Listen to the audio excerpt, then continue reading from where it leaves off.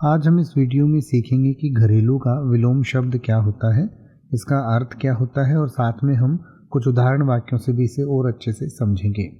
तो सबसे पहले घरेलू का अर्थ समझते हैं। तो घरेलू का अर्थ होता है घर का या घर से संबंधित, लेकिन इसका विलोम शब्द जो है हम कई अलग अलग सेंस में अलग अलग लिख सकते हैं। यानी कि सबसे पहले एक तो जैसे हम जानवरों की बात करें तो घरेलू जानवर होते हैं और जंगली जानवर होते हैं। तो घरेलू का विलोम शब्द यानी कि विपरीतार्थक शब्द जंगली हो सकता है, यानी कि जैसे घरेलू जानवर और जंगली जानवर। दूसरा, कोई घरेलू मामला है या कोई बाहरी मामला है, यानी कि जैसे हम कहते हैं कि ये चीज़ घरेलू है, ये बाहरी है या दूसरे देश की है, तो विदेशी भी उसे कह सकते हैं। तो घरेलू का विलोम शब्द बाहरी या विदेशी भी हो सकता है।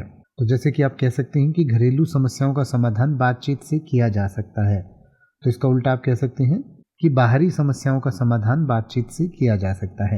या फिर आप कह सकते हैं घरेलू कामकाज में भी पुरुषों की भागीदारी होनी चाहिए, तो इसका उल्टा आप कह सकते हैं कि बाहरी कामकाज में भी महिलाओं की भागीदारी होनी चाहिए। या फिर आप कह सकते हैं बाहरी लोगों को गांव में प्रवेश की अनुमति नहीं थी।